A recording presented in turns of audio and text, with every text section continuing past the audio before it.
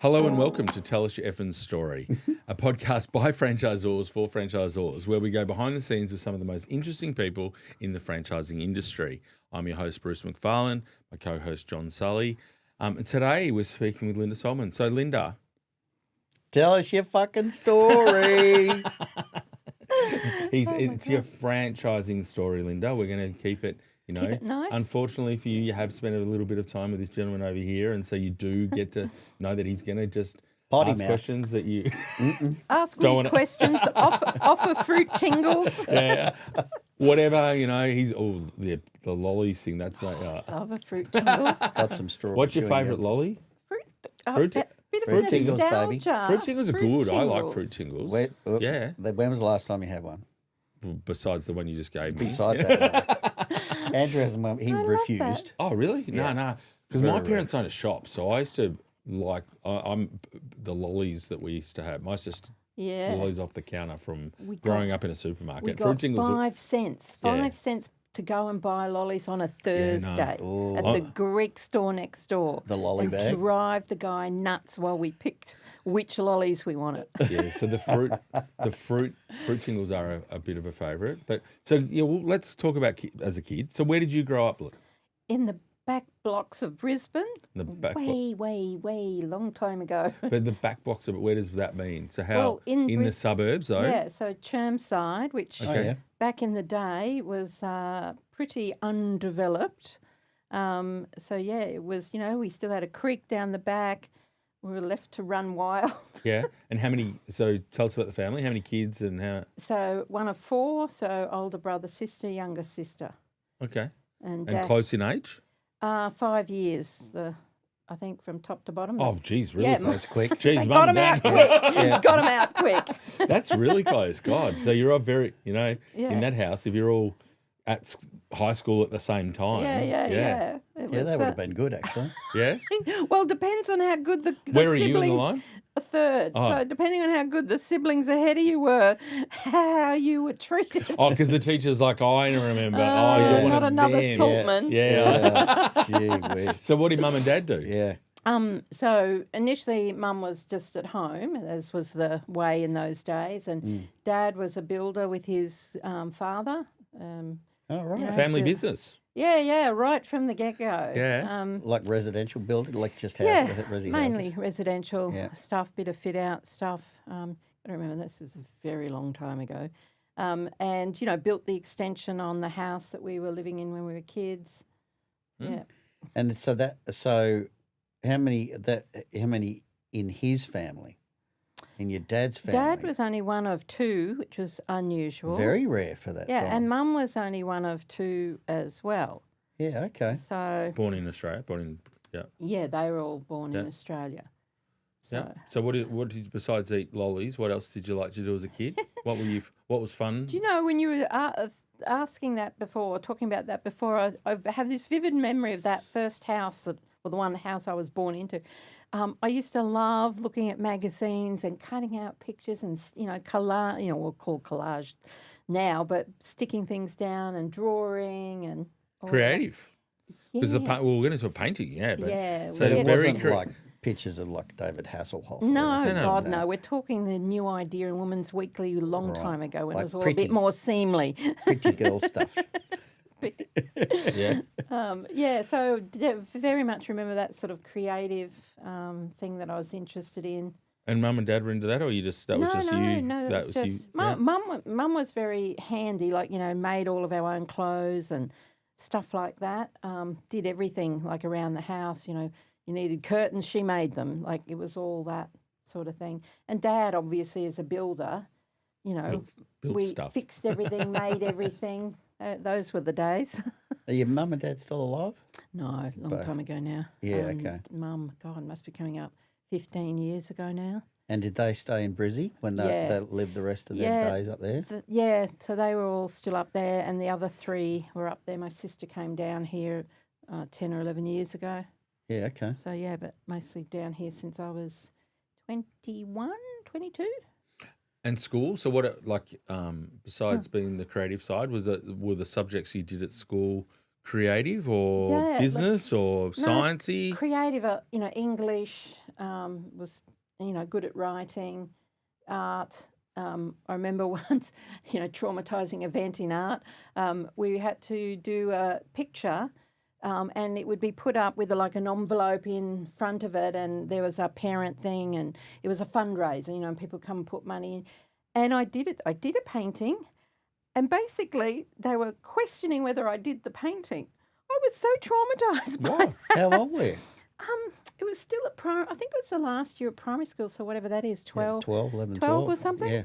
Yeah, and I'm going, Wow. What are they? That's really weird. Like what? Why did they think what someone? Oh, you. well, I parents think did because it or- was just a Gee. bit above what All right. Everyone else the other did. kids were You should, scrolling. nowadays, the AI, people are asking Yeah. that question all the time. well- Did you actually write that essay or did ChatGPT write it? Yeah, well, now they've got programs that check whether the kids' stuff is written by AI. Yeah. But Linda's a very good artist. Yeah, no, anyhow. that's all. Yeah. Yeah, you won a big prize, didn't you? Oh, just a little, as a non-selective art prize in, Glebe Art Society. Just my tutor said, here, put in a painting, put in one of the paintings you've done. And it happened to be of the foreshore at Glebe, and I ticked the box for the, character of Glebe prize, and it won that. Didn't win the open prize, but it won that one, which was a tiny bit annoying because I was... because it got sold as well. I know that sounds, why would I be upset about that? But I'd done that painting as part of a portfolio because I was looking at going to National Art School part-time, and I needed that for my portfolio, and it got bought, and I'm like, oh, damn it. Bastards. So what? However, it did add to the art supply fund. you're a funded artist now. So yeah. I've actually sold a few pieces. Yeah. People have, the guy that was sitting next to me in the office saw one of the charcoal drawings I did, and he goes, I want that. And I'm like, well, I'm not sure it's for sale. He goes, I want it, and bugged me senselessly till he got it. And he bought it off you. Oh, that's great. Yeah. So did you keep going with art after all that? Through high school, and I wanted to go to art school. Not happening on my mother's watch. Oh, right. Yeah, What'd that she was say? Go not a and get a career. job. Get a real job. Yeah. You can't do that. And then I said, well, I want to go do fashion design, and that was equally a no. Not And a career. That's a pretty good job if you get that one. And it was a happy day for her when I got a job at the Commonwealth Bank. So Oh, did you? fuck. So this is straight out of high school. So Yeah. Yeah, so I came out of high school in one of the worst. I think it was some recession or severe downturn, and youth unemployment was huge, especially in Brisbane. And, trying to get a job. I think I was on unemployment benefits for a week, and then I got a job waitressing at the Bavarian Steakhouse. Oh, Well, hello. Big time. Hit the big time. so that was your first. Did you have a part-time job at school, or was that when you finished school? No, that was when I finished school. Did you have a job while you were at school? No, it wasn't really a thing back Yeah. then. Just went to school. Yeah. Got to school, played with the local kids. And Were you sporty or just arty? Did you do any bit of sport? tennis. No, not really sporty. I did ice skating as sport Nothing wrong with in that. Brisbane. And the siblings, did they play sport Yeah, or were not they really? sporty? No, my older sister's artistic as well. My brother's a scientist, and my sister, so two accountant sisters. My brother's a scientist up with Queensland Government, Environmental Protection. Scientist. And and like Order of Australia, medal of some description for his services. So, yeah, he's a fascinating dude. But no, never go walking with him. It's like taking a toddler out. He's got to look at every rock, stick, leaf, and God only knows what he comes back with in his pockets. He's hilarious. So you're at the bank? You're a bank teller? Mum thought I'd made it because You've you get made a it? cheap mortgage. Oh, you're laughing. You're Oh, at the, she's And how long strategic. did you last at the bank? 5 years till I Oh, that's pretty good. I know. Packed it in, saved. Oh, well, actually, while I was there, I got a nighttime job in various. I don't know what it was about the places I worked. The first waitressing job in some funny little, the hat that's Leather skirt? not quite, but pretty nearly there. And then the pizza place I worked at had some weird sort of tuxedo-y type thing.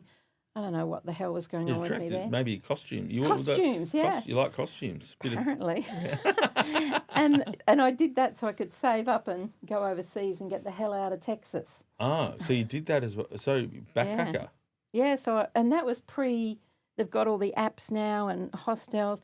The plan was get to London, go to Earl's Court where all the other Australians were and figure it out from there. You had one night accommodation booked and then you worked it out. None And of you this did. app shit. Yeah, right. So I won't ask what year that was because we don't want to narrow you down. Long time ago. Long time ago. I did a similar thing. I had one night booked in London. Yeah. In the early 90s, and there was no internet. And so did you? So how long were you overseas? About 12 months until the money. So the money would have run out pretty quickly. when Well, you I in thought London. I was going to do the Did you get a job? Well, I did for about a month in London, do the Australian working in London thing. Yeah, you get a visa. You're allowed to do that. Yeah, but it was horrible. London, it's grey all of the time. What month did you roll Coming up? from Brisbane. I don't remember. All I remember was No, it was there it is was summer winter. for a month. There's a month of the sun. I was there for what passed for summer, and it was like, well, that was it. And so I got sick of the grey, sick of living in some hovel with 3 other people, as you and no do. running water, so having a bath. And so I up We sticks. just share bath water. Yeah, it's awful. She Absolutely would as awful. well. So were you there on your own though? Did you get? Yeah, I go went up? on my own. Wow. Because that's me, and I went with an empty suitcase because it was winter because I'm from Brisbane. It was summer really here cold. there, and my mother's like, well, where are the clothes? I'm going. Look, what have I got here to take to So London? you're early 20s though, because you've done 5 years at the bank, so you're not straight. You're not 18. Yeah, no, so it must have been about 22. Yeah, and just went over there with an empty suitcase, bought what I needed when I got there, and figured it out after that. So what job though? Like what did you get? Oh Like, God, I think it was like pub something jobs or- really exciting, like data entry. Right. Wow. So an office job. Yeah, it's an office job. But I lasted a month in the grey of London, and it's so indoors. Everything is so indoors. And I went, They're called "Oh." pubs. Yeah. And I couldn't cope, so I up sticks and moved down to Greece. Well, the sun. Well, I guess if you're from Queensland, the sunshine. So, on an island. Yep. Mykonos. Betsy's or which one? something like that. Yeah. Oh, And then did you get a job? Because they pay you cash down there. Yeah, so just, Cashies. I don't Greece know, love the cashies. in one of the hotels, just changing beds and stuff. So you'd work a bit during the day and then party all Relax, night yeah. and then travelled from out of there. Was that good? I loved it. I didn't want to come back, but I'd run up some money on my sister's credit card, so I had to come back and pay that off. Did you? Oh, so yeah, because it's hard to make any money because you're not earning. You're earning bugger all. You're earning nothing. Yeah. But it so was did you? so So good. other than Greece and London, did you do any other European places? Did the really cheapo bus tour, just to get an idea around like France, Kentucky tour. Italy. Yeah, but it was the next level Top deck. down, Right, John. okay. Top deck.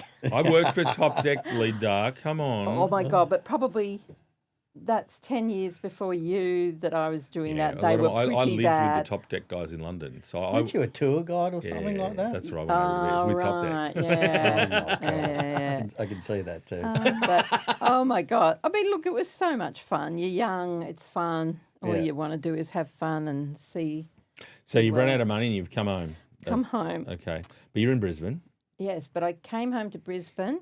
Oh, and, this is back pre-email, all of those technology days where you actually wrote postcards and stuff, but I wasn't very good at that.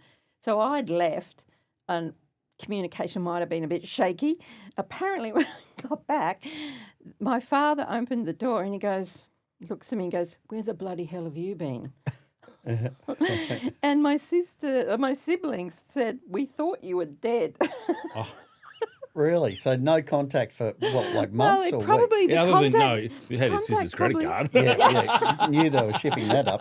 That was meant There's to be. money. She's not dead because She's still I spending. handed my money. Yeah. But yes, because obviously the communication had dwindled over the time. But yeah, it It's came hard when you have to write letters. postcards. And, Well, it was phones. It had phones in that yeah, but day, it was I'm the, sure. It's too the beep, expensive. beep, beep, beep, beep, beep. Yeah. as No you one's ever going to ring connected. anyone. Would when you you've got accept the to, charges? No. Yeah. Yeah. So, yes. Dad yes. wasn't happy. Yeah, well, clearly not.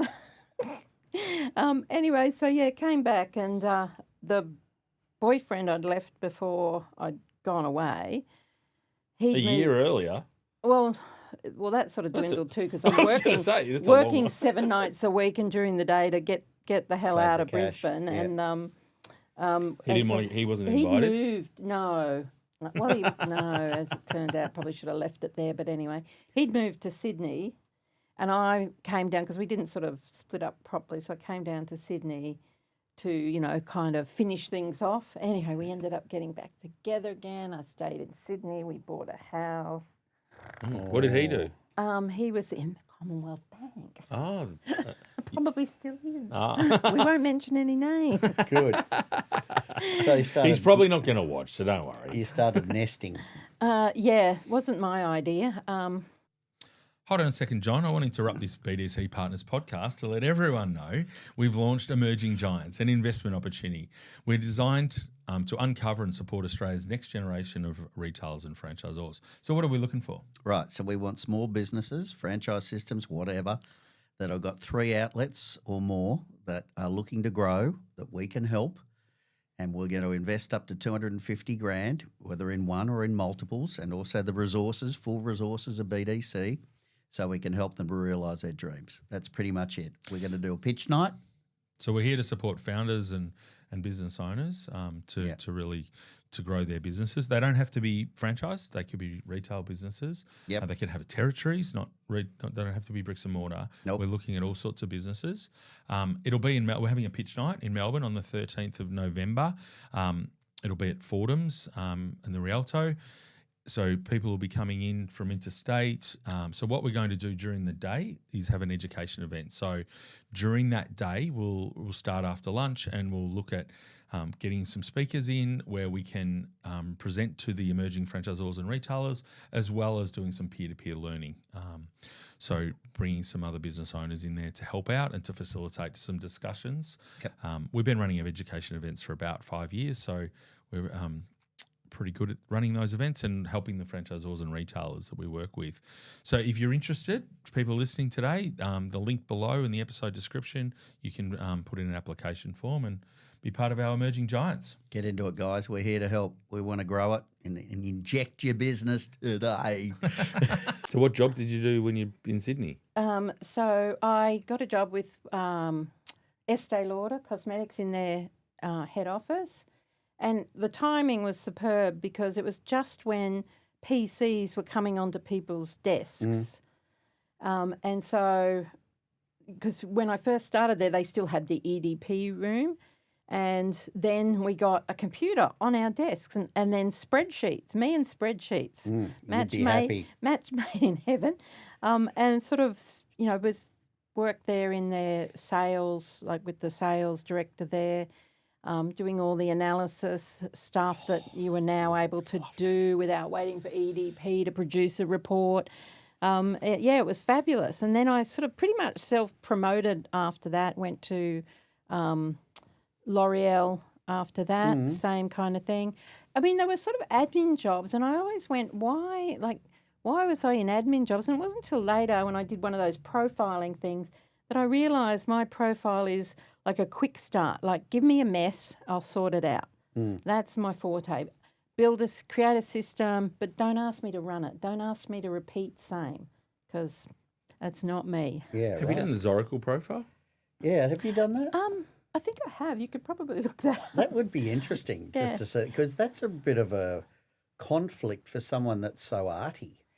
Absolutely. I'm like this split personality. Yeah, you got a bit going on up there. When I've later on got into, so basically after corporate, had the harebrained idea to go and open a licensed cafe. Long story, I won't bore us So how with long that. did corporate last for? How long were you at L'Oréal after I that? think about 10 Yeah, 10 years. So you were Yeah, it would be. L'Oréal was the last one? Yeah. Okay. And so it was like their national admin manager had, a team of people. I was very good at making people redundant because I'd improve the well, and as computers came on and improved systems, and then I actually made myself redundant at the end of that career. Good job. Good job, because I'd figured out that if they did X, Y, and Z, and I set that up so that I could make myself redundant, get a payout to then go and do this Cafe. cafe. And you hadn't had even a part-time job in food. Oh, yeah, I'd done waitressing when I was younger. Yeah. But yes, harebrained idea. Don't ever So do why it. was that at the time? It was just something that you enjoyed, or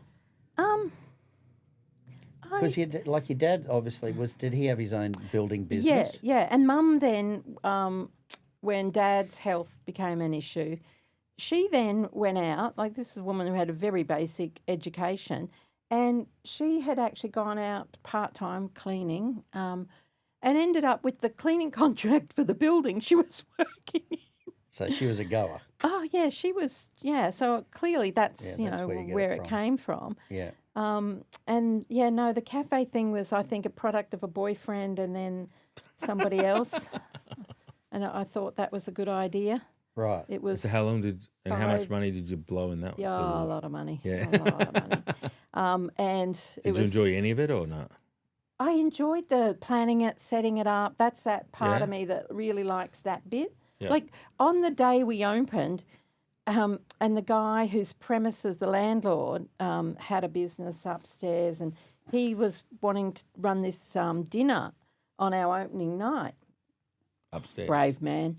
And he came by at about lunchtime, like around lunchtime. We weren't open. And he looked in and came in and went, "There's no table and chairs and there's a big pile of rubbish here." And he says, "Are you going to be ready for tonight?" And I'm like, "We will be." And we were. But, it was all very close to the wire stuff. How was the food though? Food was fabulous. We had a great chef and Oh. so we used to do through to lunchtime and a bit in the afternoon, and then do events like, dinners at night for the businesses, business district, corporate Where was stuff. this? Over in St Leonard's. Yeah. Good. So you were living over that way? No, just it was where the premises was. Right. I think it all came about through this boyfriend, and then I decided to continue with it after we broke up. Oh, God. But it was a massive learning curve. You have to have a very sharp pencil to make money in that kind of hospitality. And if I had to make another coffee, I think I was going to kill someone. But so you're a business owner, you're entrepreneur now, you're in the market, and you've learnt a lot though.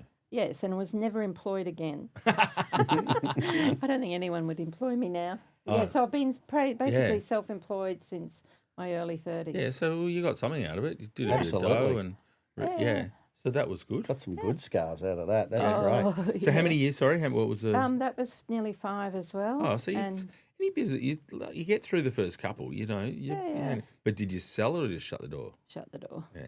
Yeah. It's a lot of, won't even bore us all with that again, re-traumatised me about that. But towards the end of that, I then had my son.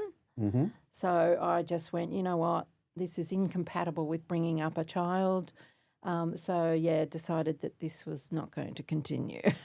And that's when you started consulting? And Yeah, so after I finished at the restaurant, a bunch of people, came to me and said, "Oh, can you help us with this? Can you help us with that?" For restaurants or other businesses? No, just other businesses. One was a wine wholesaling business. One was all to do with wine. Woman was running some wine events. And so in the end, through a few different things, I actually worked for her for a while, doing event management stuff for these wine awards and a wine show. Alongside of that, a few other people were asking me for help with stuff. And then I met this consulting firm who were just getting started, when they started business coaching, calling it that. And I was with them for like 5 years, but you're building your own client base and doing all that good gear. And This episode was brought to you by Fordham's Group, a specialist advisory firm helping business owners to grow their business, protect their wealth and plan for the future. So we've worked really closely with Michael and the team at the Fordham's Group.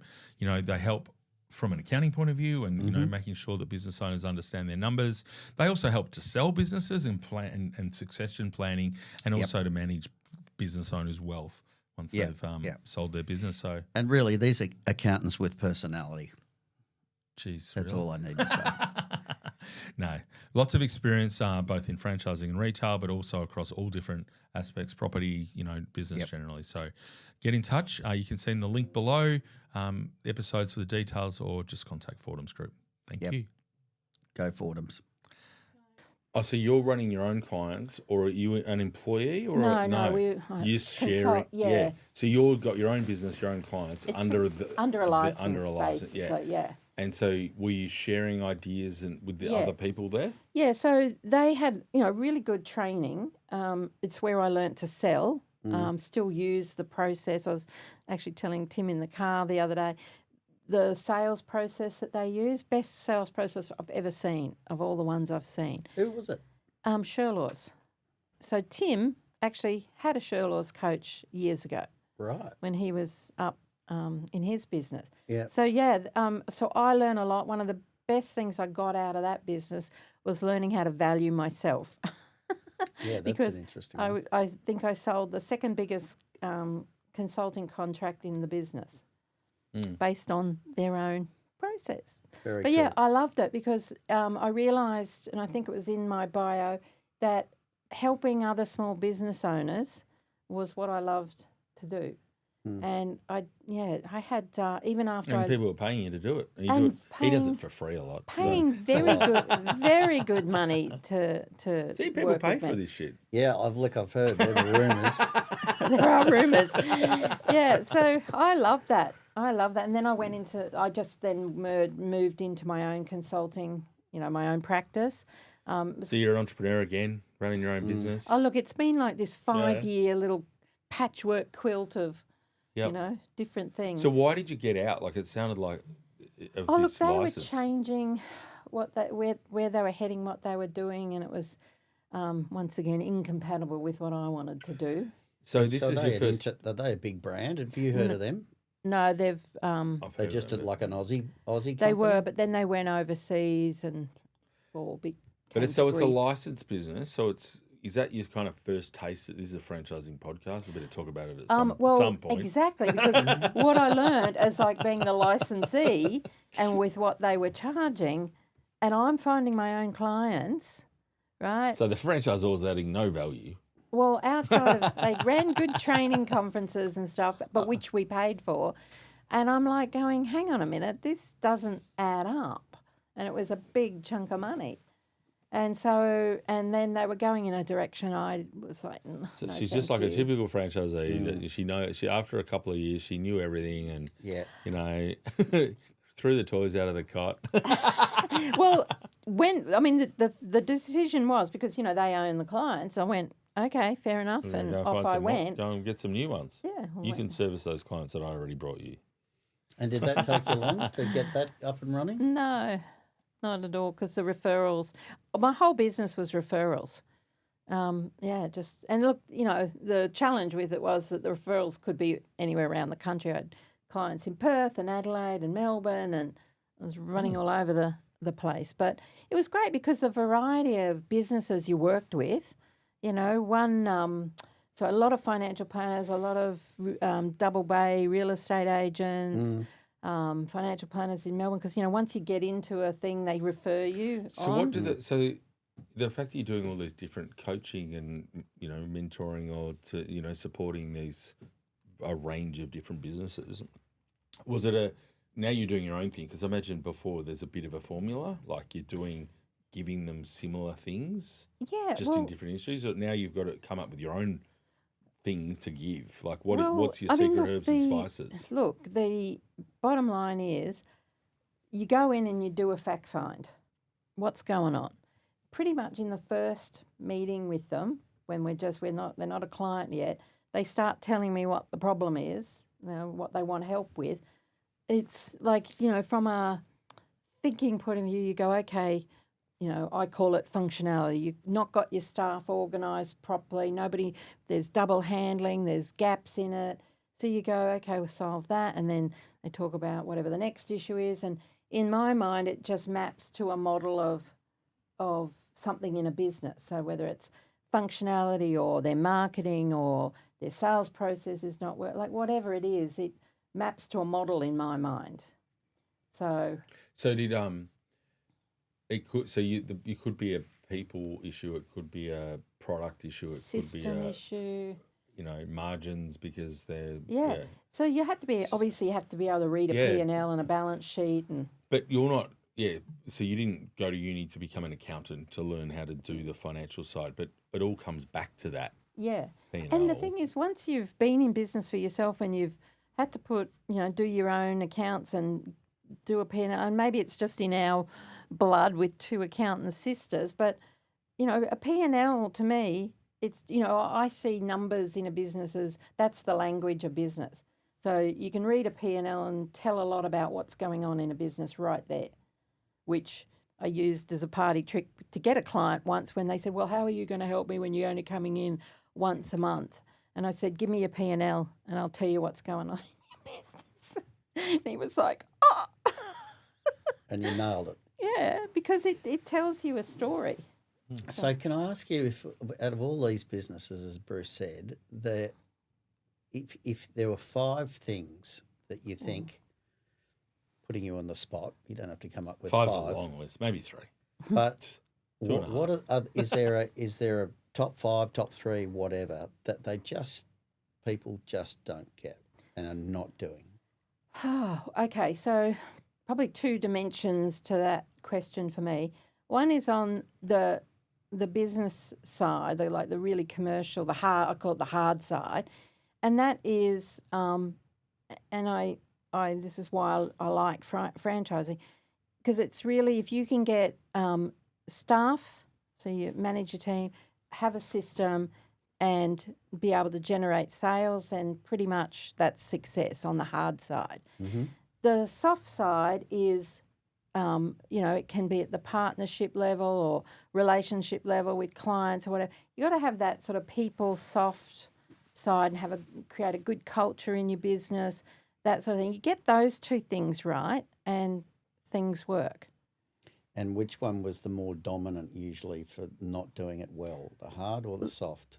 Look, it depended on the person. Sometimes it was the hard side where they hadn't, like one guy, lovely guy, people loved working there, but oh God, it was chaos because hadn't sort of assigned roles, responsibilities, got job descriptions, KPIs, all of that. So you're helping to bring a bit of structure to a lot of these businesses that lacked that. Yeah.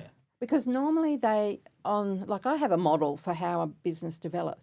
And normally most of my clients came to me at the same point in this development, which is probably a bit where I am now, John, where things have gone off they've got so far and things are getting really messy, because they've not built systems behind them. Corporates grow because they build systems. So, they build a platform, then they grow. They build a platform, then they grow. And that's the process of being able to grow, is you've got to be able to underpin it with systems. You see some of the big business failures in Australia, and it's because they didn't have systems. Yeah, well, and franchising is all about brand and system. It's what it's about at its core. Yeah. And so, you're creating a system that is replicable, so people can follow the system. Now, we've been doing a few podcasts today, so sometimes there is where does innovation fit with following a system is one of the things that in franchising there's a bit of a challenge. Relevant. Yeah, and I think that's at the franchisor level, because if you're a franchisee, you're there using the system, building your business on that, focusing on clients and sales. To me, that's the strategic bit that the franchisor takes care of, to monitor the market, make sure the brand stays relevant. I mean, you've seen some spectacular crashes of franchisees where the franchisor has not done that and the thing's gone, become sort of redundant in the marketplace. So I think that's where it really is the franchisor's job to innovate, keep the brand relevant and So, fresh. so we'll just to bridge the gap to get to franchising. Yes. So you've consulted to know nothing to do with franchising other than you're a licensee, which you talked about. So you've consulted into SIGNWAVE That's right. at the time, and so Yes, you've so they were a client of mine. come in and so now this is a franchise. Yes. And so now you're getting a taste of a franchise, Yes. and you loved it so much you bought the business. Correct. So because you love the systems and you've added value. yeah. So you bought in. So how many? So SIGNWAVE is part of a big global organisation as a master franchisee of FASTSIGNS, which is huge in the US. So you've got systems that have already been developed, tried and tested, successful in another market. You're good at systems and you've developed them for a number of different businesses. So now you're a franchisee. How did you go with that transition? Yeah. Following other people's systems and building your own systems to suit the Australian market? Yeah, look, I think the systems that were there are really good in terms of, it was all there. What the initial challenge was realising, that it needed to be Australianised, particularly in the marketing. Australian market doesn't do well with very Americanised stuff. Better if it's, talking about Australian brands. When we're a visual communications company, you want to be showing Australian brands, Australian signage, because then that's relevant to other people and they can see the level kind of companies you work with, that brand association thing. So that was sort of one of the first things we do. Plus there's, the employment law in this country. We had to Australianise all the employment manuals, work health and safety manual. There was a lot of converting of that. But when you bought, how many years had the franchise been operating in Australia from when you bought in? It would have been about, I think it was about 13 or 14. So it's been around for a while, and so yeah. the then owners they've just adapted the US style. They hadn't gone down that Australianisation of the systems. Look, they had another master franchisee first, which I don't know the story, full story about what happened there. They put it under management here, which, I don't know that that's a great model. I think you've got to have that owner investment in it. Which one of the beauties of franchising is the skin in the game, isn't it? Exactly. How long was that for? How long was I think it was about 7 years. Oh, shit. Yeah. Okay. Yeah. So, and that's when, sort of I came in and saw what was happening and we took an opportunity to pitch for the master license. And look, the system is great, what the US have to support the business. It was initially challenging to build all that, very Australian stuff, the marketing. Even, in my view, the marketing works different and the difference, the Americans will tell you there's no difference between the markets. And I go, yeah, there is. So so you spent a bit of time over the years since you've owned the brand going to the US and learning from the US. Obviously, COVID stopped a bit of that. But what sort of things do you see that are good from the US market that Australian, there's lots of Australian brands that could learn from that? Is there? Do you know one of the best things, the thing I really love about FASTSIGNS is, right from the top down, they're all like Catherine Monson's, who's the head of the group over there and was president of FASTSIGNS for forever, all had that sort of signage printing background. And that to me, is one of the fundamentals about franchising is that you're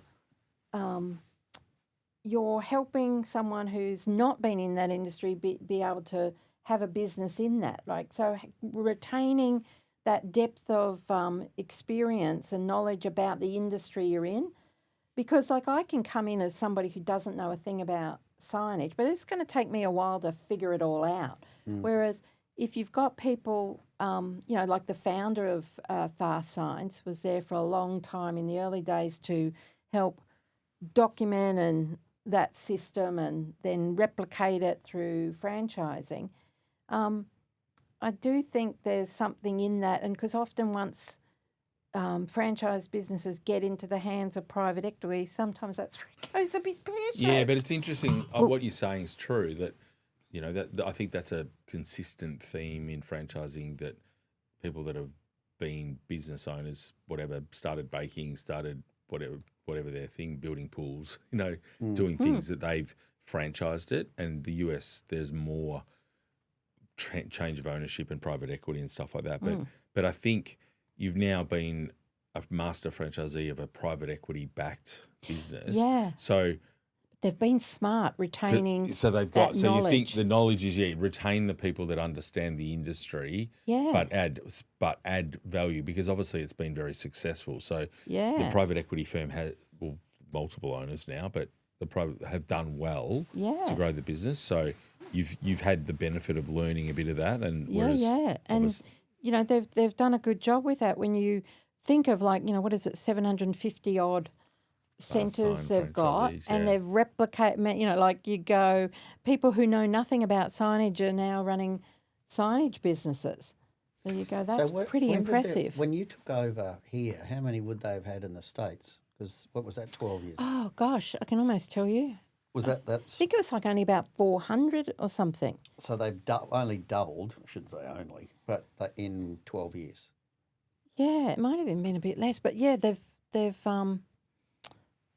can't remember what the end number was, but yeah, they're like 750 now. Yeah, okay.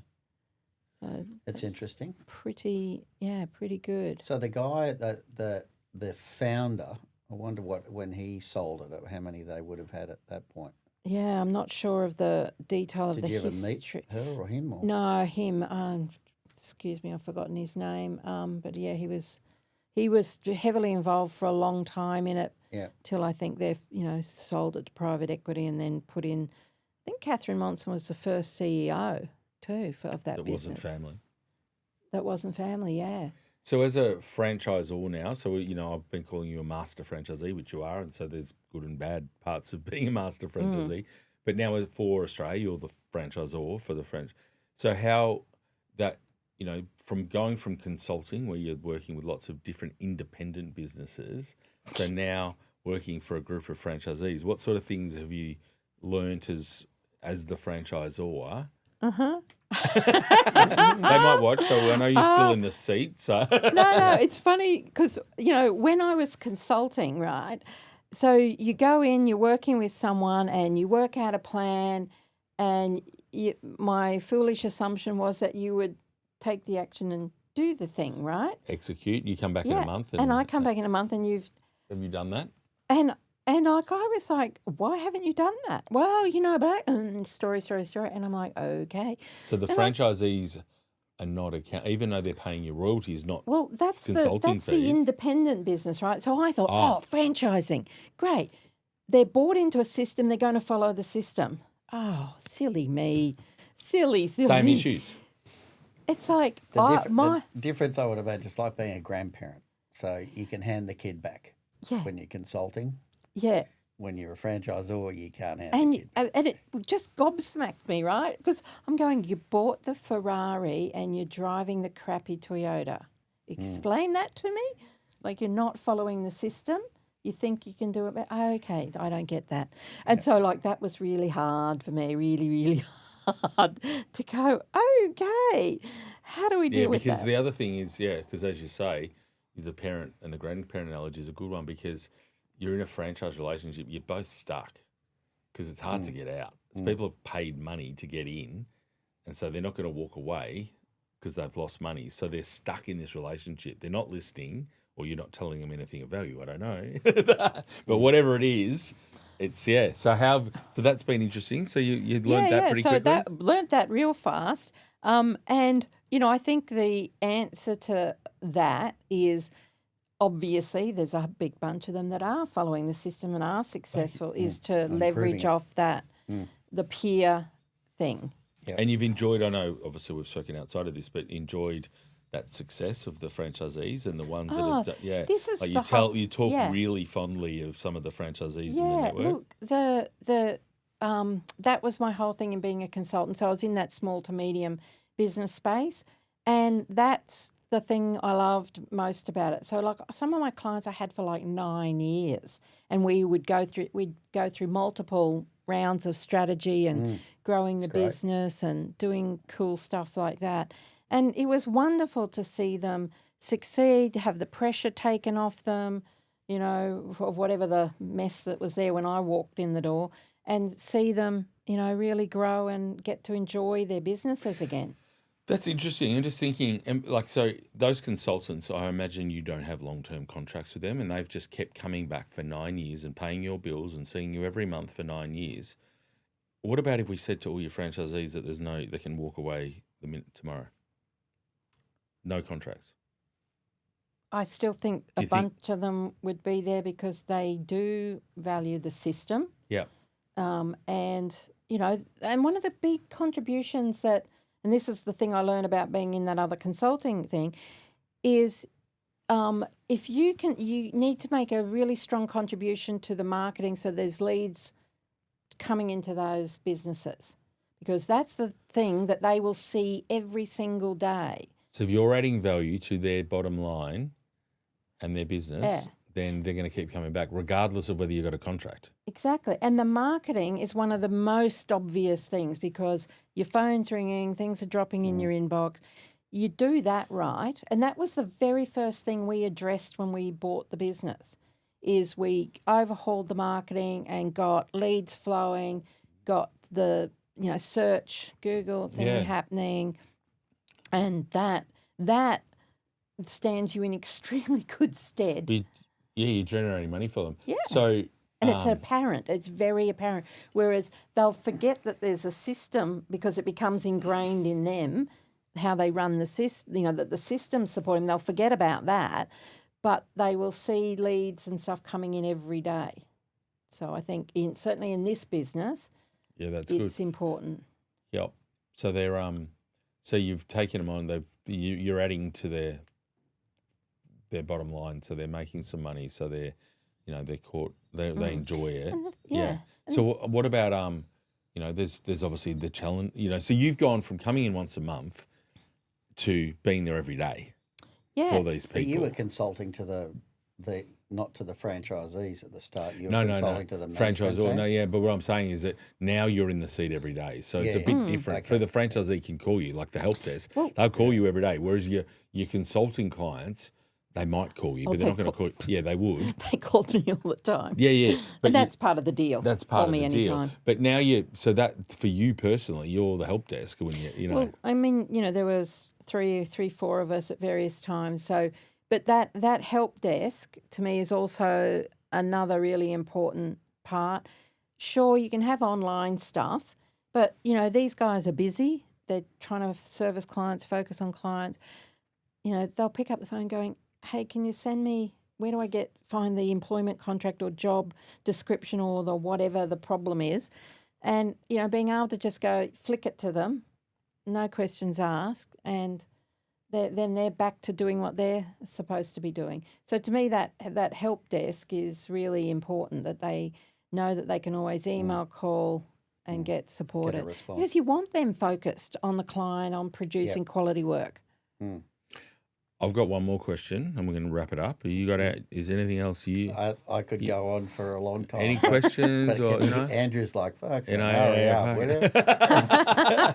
We're only an hour over time. No, he loves it here.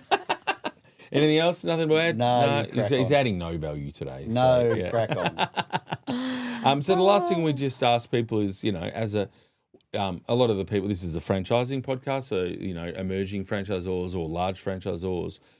What sort of tips have you got for a franchisor in running a successful franchise system?